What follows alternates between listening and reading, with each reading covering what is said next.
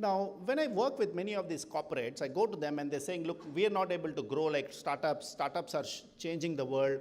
What can we do? I think the challenge for all of them is that all these corporates want to innovate like a startup. All these corporates want to hire top-class talent, but they're struggling. Here are the reasons they're struggling. Most of these corporates continue to do things the old way. And the old way means they're saying, okay, these startups are coming, everybody is working with startups, so I also want to work with startups. Some of them have created what is called an investment arm. So they go and invest in some startups. And promptly when they invest, they then become a board member, and then they start telling the startups what to do. That is a complete disaster. The second thing they do is that they go to the startup and say, I will help you, I know everything, we have done all of this for many years. Now, if any of you really want to help work with startups or learn from startups or collaborate with them, here are a few things that you can't do. What you can't do is tell them how to run their business.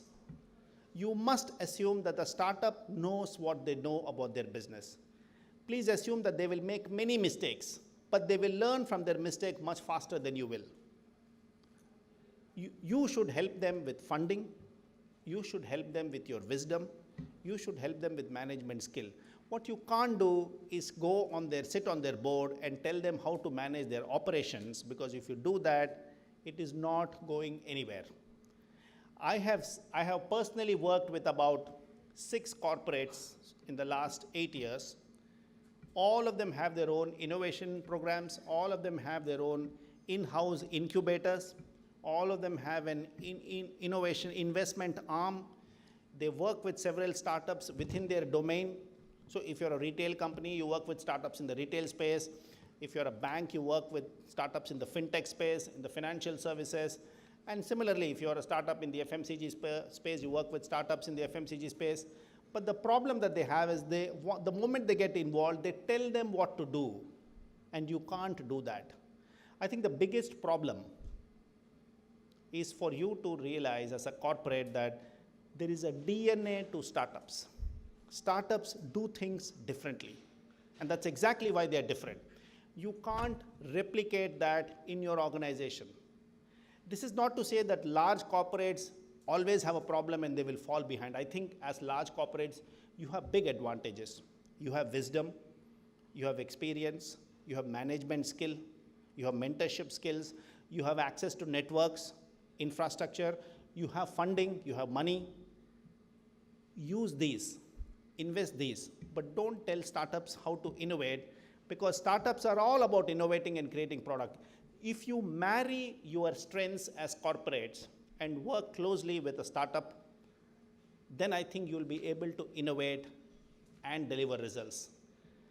Both are equally important, but remember, a startup cannot be a corporate, and a corporate cannot be a startup. If you try to become a startup as a corporate, you will struggle, and startups who raise lots of money and put lots of people together and start behaving like a large corporate also lose the skill that brought them in the first place. Before I complete, I must tell you this very interesting story about how innovation and why the key to innovation is that anybody, anywhere can innovate. How many of you have been to an airport? Raise your hand. Okay. Keep your hands up. How many of you have used the toilet inside an airport? Keep your hands up.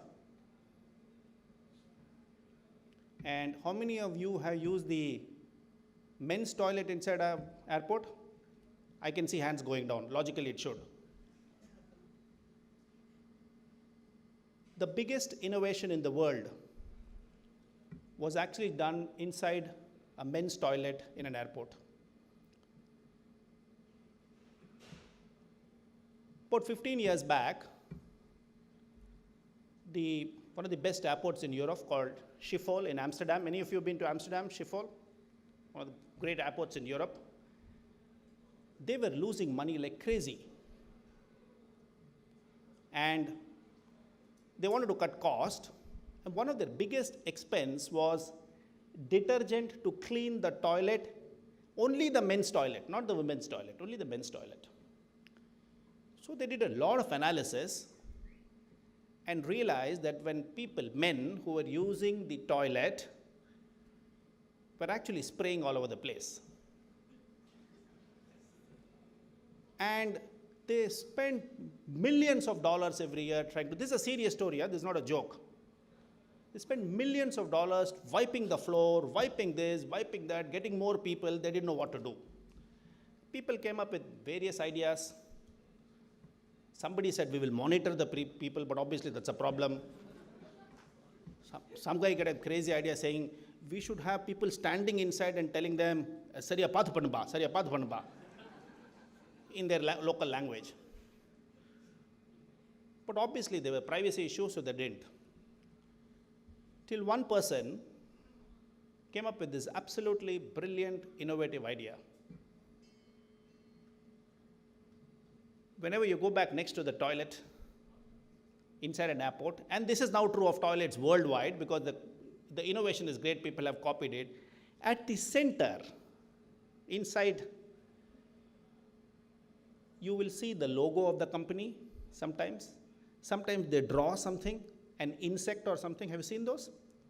So the first time it was done was in Schiphol Airport, where somebody said, they took a pencil or a pen and drew a fly in the center. And there were many toilets there. They did it only in 4. And they realized that those didn't have to be cleaned too much, because when people were standing there, they had nothing else to do. So they started aiming at the fly. And it saved them millions and millions of dollars. And every single toilet and airport in the world, everywhere, now has something inside as standard. This is the essence of innovation. This innovation cannot happen if you do this every Wednesday afternoon at 2 o'clock.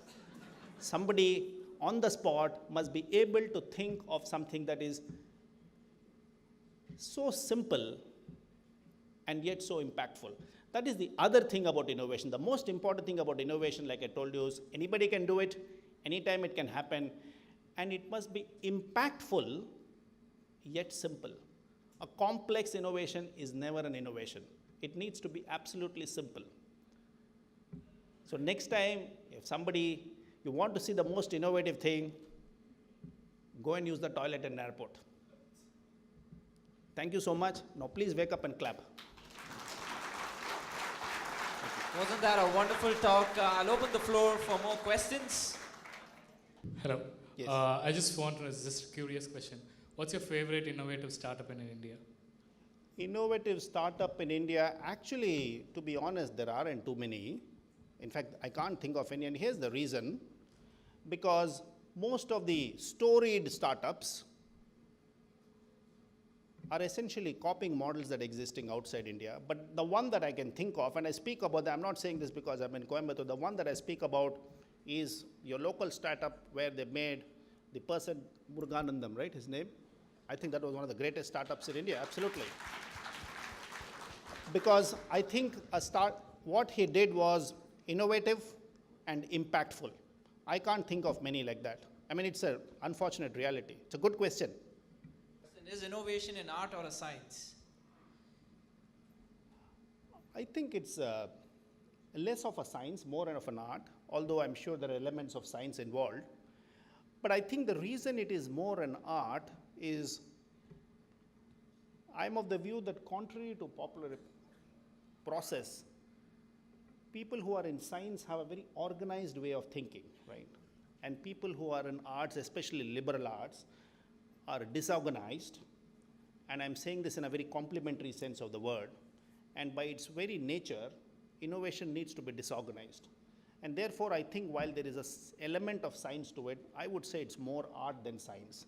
It's not possible for one person to say, I'll keep on innovating because it happens just once or twice.